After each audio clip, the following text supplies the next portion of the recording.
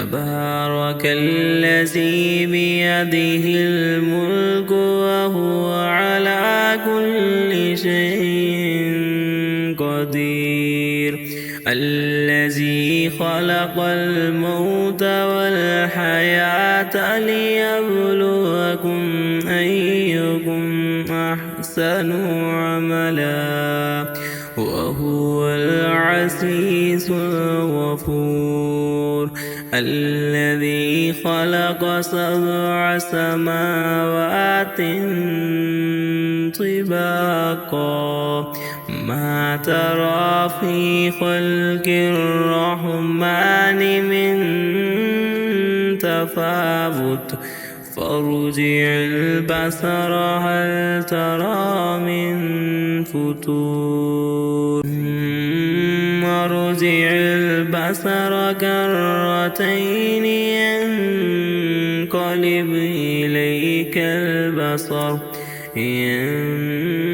ينقلب إليك البصر خاسئا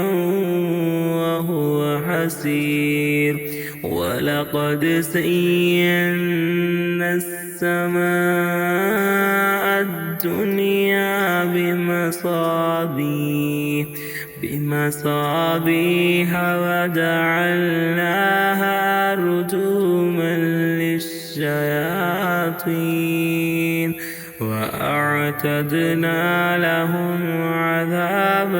السعير وللذين كفروا بربهم عذاب جهنم وبئس المصير إذا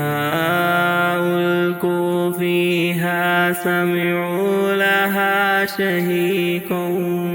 وهي تفور تكاد تميز من الغيظ كلما ألقي فيها فوج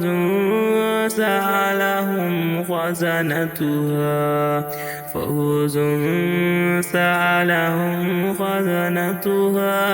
ألم يأتكم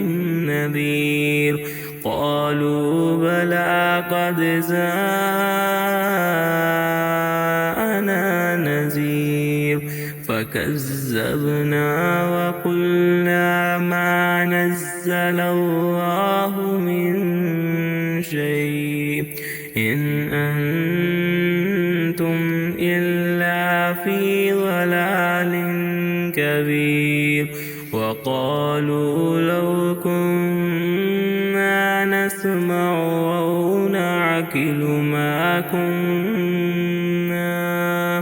أو نعقل ما كنا في أصحاب السعير فاعترفوا بذنبهم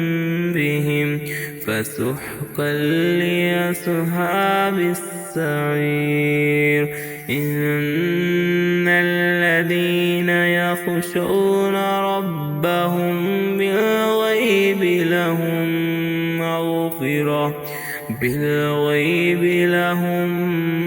مغفرة وأجر كبير وأسروا قولكم أو اجهروا به إنه عليم بذات الصدور ألا يعلم من خلق وهو اللطيف الخبير.